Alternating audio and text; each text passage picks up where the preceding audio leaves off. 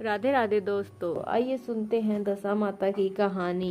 एक समय की बात है, एक ब्राह्मणी थी। दशा माता उसकी इष्ट थी। उसका प्रतिदिन का नियम था कि जो कोई भी उसके दरवाजे में कुछ मांगने आता उसे वह जरूर देती थी।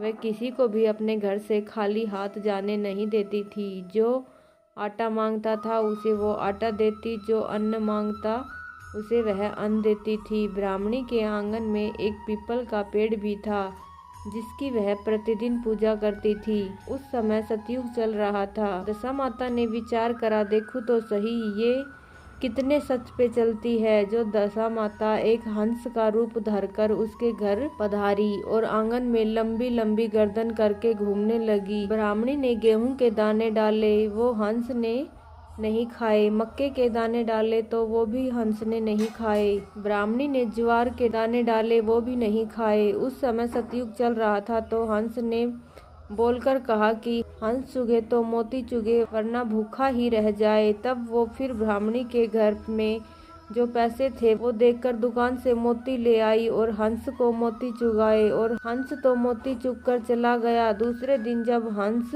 आकर बोला कि हंस चुगे तो मोती, वरना भूखा ही रह जाए, तो फिर ब्राह्मणी अपने जेवर बेचकर दुकान से मोती खरीद कर लाई और हंस को चुगाए। हंस तो मोती चुग कर चला गया। तीसरा दिन होते ही जब वह हंस वापिस आया तो ब्राह्मणी परेशान हो गई।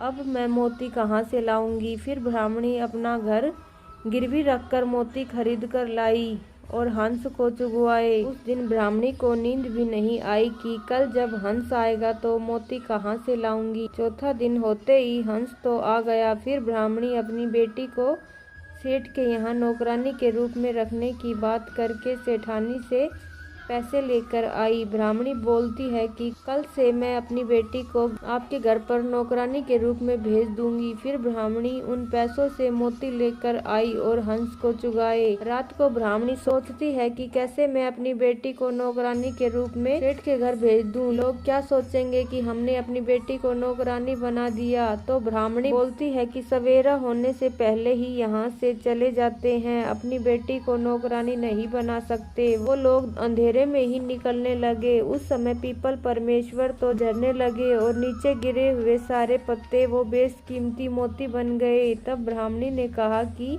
मेरे पैरों में कुछ चुभ रहे हैं, जरा दीपक तो लाना, देखते हैं क्या चुभ रहा है। तो वो क्या देखते हैं कि आंगन में मोती ही मोती बिखरे पड़े हैं। ब्राह्मणी ने सारे मोती इकट्ठे कर कर अपने पास रख लिए और बोली कि बस सुबह होते ही थोड़े मोती देकर सेठ जी के पैसे चुका देती हूँ।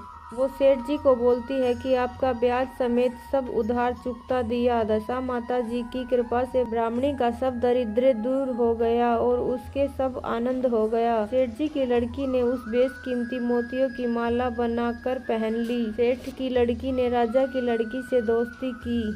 राजकुमारी ने बोला कि ऐसे बेशकीमती और सुंदर मोती तेरे पास कैसे आए? सेठ की लड़की बोलती है कि मुझे नहीं पता, ये तो मेरे पिताजी लाए। राजा ने सेठ जी को अपने राजमहल में बुलाया और राजा ने उससे पूछा कि तुम ऐसे मोती कहाँ से लाए?